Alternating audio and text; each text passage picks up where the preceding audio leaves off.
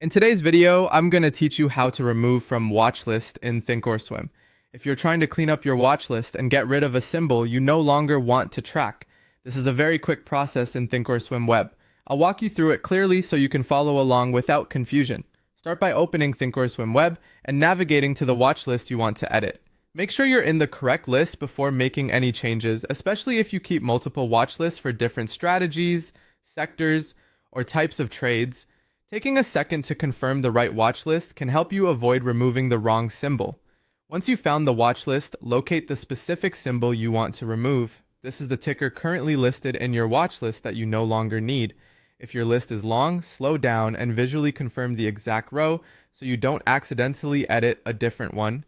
After that, click directly on the symbol in the symbol column.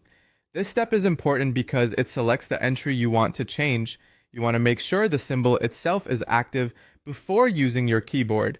Next, press the delete key or the backspace key on your keyboard. Either one should remove the selected symbol from that watchlist entry. If nothing happens right away, double check that you clicked directly into the symbol field first, since the platform needs that field selected in order to register the action properly. Then press enter to confirm the change. This finalizes the edit and tells Thinkorswim to apply the removal. Once you do that, the symbol should disappear from the watch list immediately, and that's it. The symbol is now removed from your Thinkorswim watch list. A helpful tip here is to move carefully when editing watch lists, because changes can happen quickly. If you manage several tickers at once, it's a good idea to confirm each one before deleting it.